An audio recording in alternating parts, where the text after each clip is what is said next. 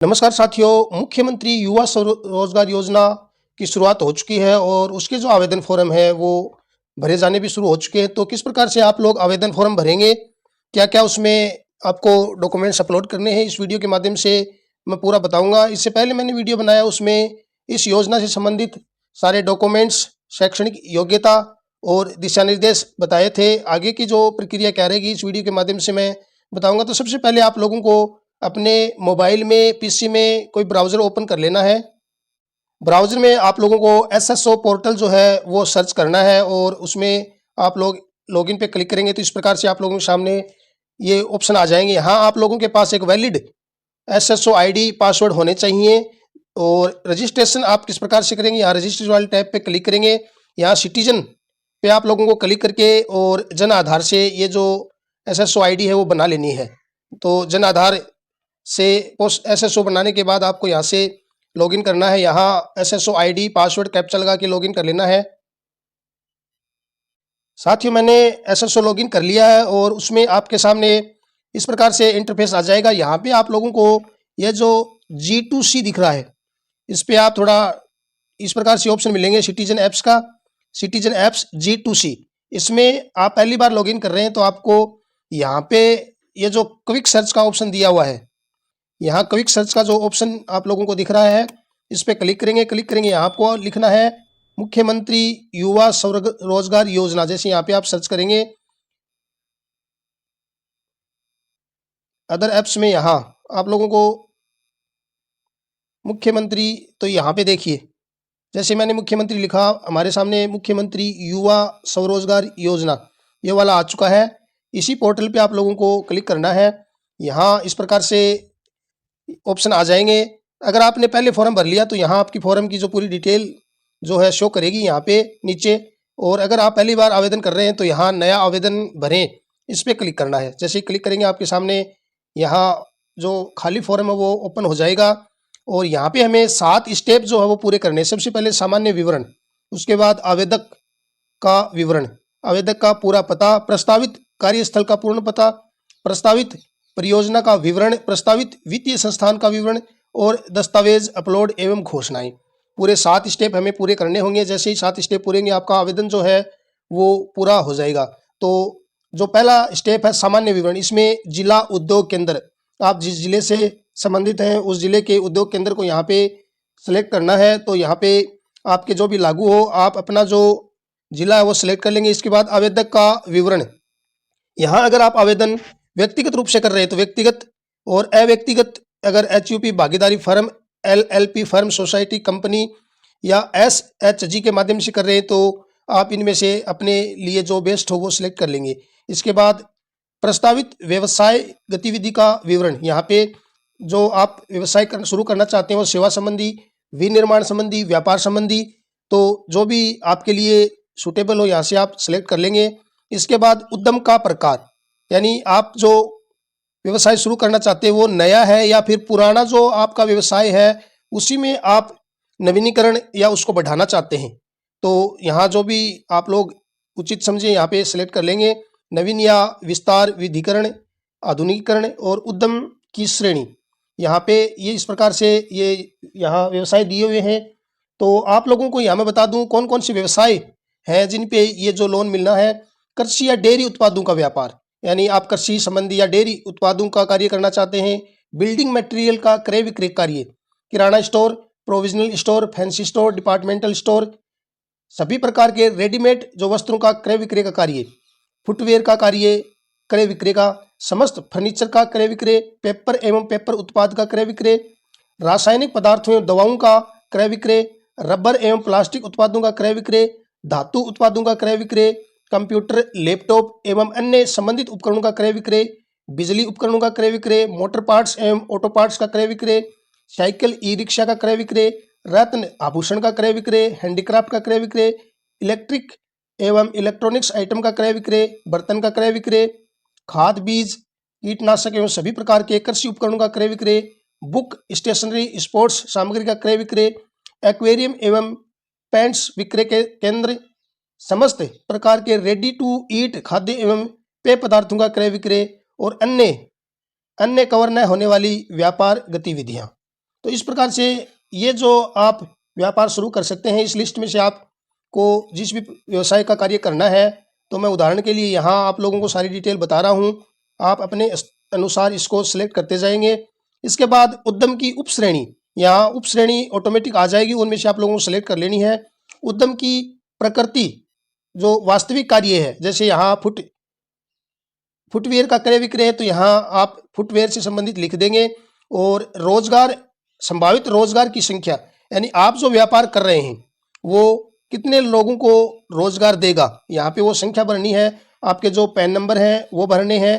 Pan number यहाँ आप दर्ज कर लेंगे और आगे जाए पे क्लिक कर देंगे। तो यहाँ पे मैं जानकारी भर लेता हूँ, आगे बताता हूँ अगले स्टेप में। तो साथ ही वो जानकारी भर के मैंने अगले पेज पे यहाँ सबमिट कर लिया है। अब संस्थान का नाम, आप संस्थान किस नाम से शुरू करना चाहते हैं, दुकान का नाम या अन्य कोई व्यापार है उसका नाम किससे दर्ज करना चाहते हैं, वो यहाँ नाम आपको पहले स्टेप में यहाँ दर्ज करना है। उसके बाद आपके जो जन आधार नंबर हैं वो यहाँ पे दर्ज करने हैं। जन आधार में यहाँ जैसे जन आधार नंबर दर्ज करेंगे, उसमें आप जिस व्यक्ति के नाम से ये जो संस्थान व्यापार शुरू करना चाहते हैं उसको OTP से वेरीफाई कर लेना। मैंने यहाँ वेरीफाई कर लिया है। यहाँ से आप देख सकते हैं जो व्यक्ति हैं उनकी डिटेल यहाँ पे शो हो जाएगी। जैसे यहाँ सदस्य का चयन करिए, आप जिस सदस्य के नाम से ये व्यापार शुरू करना चाहते हैं उसको सेलेक्ट करेंगे, सदस्य चुने पे क्लिक करेंगे। तो जो सदस्य है वो OTP से यहाँ OTP भेजे पे क्लिक करके और OTP दर्ज करते ही वो सदस्य जो है आपका यहाँ हो जाएगा सेलेक्ट। तो एक बार मैं OTP दर्ज कर लेता हूँ। साथियों, मैंने OTP से संबंधित जो आवेदक है उसको सिलेक्ट कर लिया है। यहाँ उसका नाम आ जाएगा, पिता का नाम आ जाएगा, जन्म तिथि आ जाएगी। अभी यहाँ पे आवेदक का लिंग यानी महिला पुरुष में से यहाँ पे आप लोगों को जो ऑटोमेटिक जन आधार से उठा लिया है, क्या आवेदक अल्पसंख्यक है, ये जानकारी भी जन आधार से यहाँ आ गई है। अब आगे यहाँ पे आप लोगों को बताता हूँ, क्या आवेदक दिव्यांग है, यस और नो में यहाँ सेलेक्ट करना है। सामाजिक श्रेणी जन आधार से आ गई। आवेदक का धर्म क्या है, यहाँ धर्म की लिस्ट है उसमें से आप लोगों को सिलेक्ट करना है। और शैक्षणिक योग्यता, तो शैक्षणिक योग्यता में यहाँ 3 प्रकार की योग्यता दी है, 8वीं से 12वीं तक, ITI और उससे अधिक, स्नातक और उससे अधिक। तो आप लोग जो भी यहाँ सिलेक्ट करेंगे वो यहाँ आ जाएगा। तो यहाँ थोड़ी जानकारी और भर के मैं अगले पेज पे चला जाता हूँ। तो साथियों, अगला जो पेज है उसमें आवेदक का पूर्ण पता, तो यहाँ पे राज्य, जिला, तहसील, शहरी और ग्रामीण क्षेत्र, ब्लॉक, ग्राम पंचायत, ग्राम, आपका डाक पता जो भी है वो जन आधार से उठा लिया जाएगा, या फिर आप इसको एडिट भी कर सकते हैं। Pin code, mobile number, email, Lok Sabha क्षेत्र, विधानसभा क्षेत्र, ये जानकारी यहाँ आपको भरना है। और इसके बाद आवेदक का स्थायी पता, अगर आवेदक का वर्तमान पता और स्थायी पता सेम है तो आप लोगों को यहाँ पे, यदि स्थायी पता वर्तमान पता के समान है तो यहाँ जो टिक मार्क है उसको टिक मार्क कर लेंगे, तो दोनों जगह सेम ही एड्रेस आ जाएगा। और अगर अलग अलग हैं तो यहाँ पे आपको जो जानकारी है वो पुनः भर लेनी है। स्थायी पते में भी सेम ही है, राज्य, जिला, तहसील, शहरी, ग्रामीण, शहर, ब्लॉक, वार्ड संख्या, ग्राम पंचायत का नाम, डाक पता, pin code, mobile number, email ID, Lok Sabha, Vidhan Sabha क्षेत्र, और यहाँ पे विवरण सेव करें पे क्लिक कर लेना है। तो एक बार मैं ये जानकारी भर लेता हूँ। तो साथियों, मैं चौथे स्टेप में यहाँ आ चुका हूँ। यहाँ प्रस्तावित कार्यस्थल का पूर्ण विवरण, यानी जहाँ पे आप ये कार्य करेंगे उसका पूरा विवरण है। वो जो आपने एड्रेस भरा है अगर वो सेम है तो यहाँ ऑटोमेटिक आ जाएगा। अगर इसमें आपको चेंज करना है तो आप जिला, तहसील, शहरिया, ग्रामीण, ब्लॉक, ग्राम पंचायत, ग्राम और अन्य जो डाक का पता है, मोबाइल नंबर है, सारी जानकारी आप यहाँ से चेंज कर सकते हैं। फिर अगले स्टेप पे यहाँ पे आ जाएंगे, जैसे ही आगे बढ़े पे क्लिक करेंगे। अब साथियों, अगला जो पेज है वो प्रस्तावित परियोजना का विवरण है। पूंजीगत टर्म ऋण, कार्यशील पूंजी, वर्किंग कैपिटल और कुल ऋण। यहाँ पे 3 स्टेप आप लोगों को सबसे पहले भरने हैं, यानी जो पूंजीगत ऋण है वो आपको कितना चाहिए, कार्यशील पूंजी है वो आपके पास कितनी है, यहाँ कुल आ जाएगा। तो यहाँ पे आप लोग राशि भरेंगे। जैसे मेरे को यहाँ 2 लाख रुपए या 3 लाख रुपए यहाँ पे लेने हैं और इसमें मेरे को 1 लाख रुपए लेने हैं।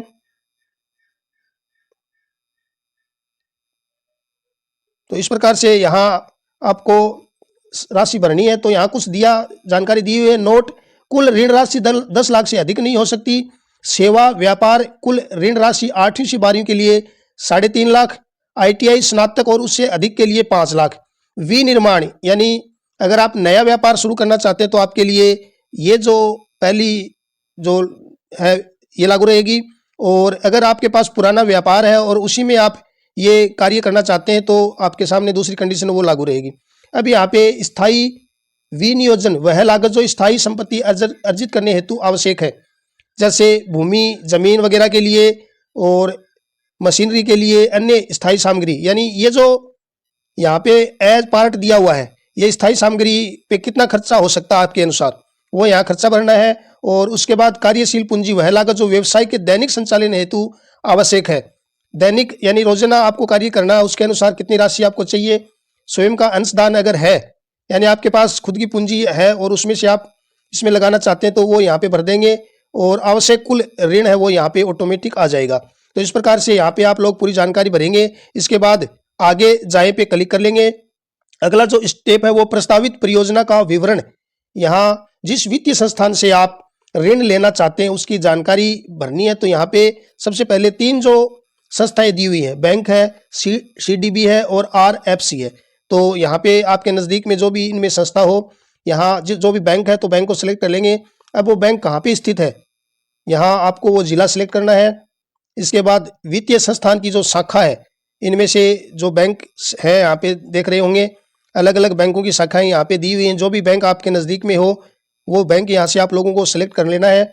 उसके बाद आगे वित्तीय संस्थान का नाम, यहाँ वित्तीय संस्थान जो भी आप सिलेक्ट करेंगे उसके अनुसार आ जाएगी और यहाँ पूर्ण पता आ जाएगा। तो इस प्रकार से आप लोगों को अपने नज़दीकी बैंक की यहाँ जानकारी सिलेक्ट करनी है और इसके बाद आगे जाए पे क्लिक कर लेंगे। तो अगला जो है प्रस्तावित दस्तावेज यहाँ पे अपलोड करने हैं, जिसमें आवेदक की फोटो जो है वो जन आधार से ऑटोमेटिक उठा ली जाएगी। अगर फिर भी आपको चेंज करना है तो आप यहाँ पे फोटो अपलोड कर सकते हैं। इसके बाद आधार कार्ड की प्रति, आपको मुख्य डॉक्यूमेंट्स है वो ये इनकी आवश्यकता होगी। आवेदक की फोटो, आधार की प्रति, मूल निवास का कोई प्रमाण पत्र, शैक्षणिक योग्यता जिसमें 8वीं से 10वीं 12वीं ITI, स्नातक आदि, प्रोजेक्ट रिपोर्ट। तो प्रोजेक्ट रिपोर्ट और अन्य दस्तावेज कोई है तो यहाँ पे आप अपलोड कर दें, वरना इसको खाली छोड़ सकते हैं। जो प्रोजेक्ट रिपोर्ट है वो किस प्रकार से बनानी है उसका वीडियो मैं जल्द ही आप लोगों के लिए बना दूंगा। सारे डॉक्यूमेंट यहाँ अपलोड करने के बाद आपको यहाँ पे घोषणा जो है उस पर सिलेक्ट करना है और आवेदन जमा करे पे क्लिक करना है। तो इस प्रकार से आप लोग सारी जानकारी यहाँ भरते हुए अपना जो आवेदन है स्वयं भर सकते हैं। और जो प्रोजेक्ट रिपोर्ट है उसकी जानकारी मैं जल्दी अगले वीडियो में बना दूंगा। तो साथियों, वीडियो में पूरी जानकारी दी गई है। अगर वीडियो पसंद आए तो आप इसे लाइक शेयर कर देवें और अगर आपने मेरा YouTube चैनल सब्सक्राइब नहीं कर रखा तो चैनल को सब्सक्राइब कर देवें। धन्यवाद।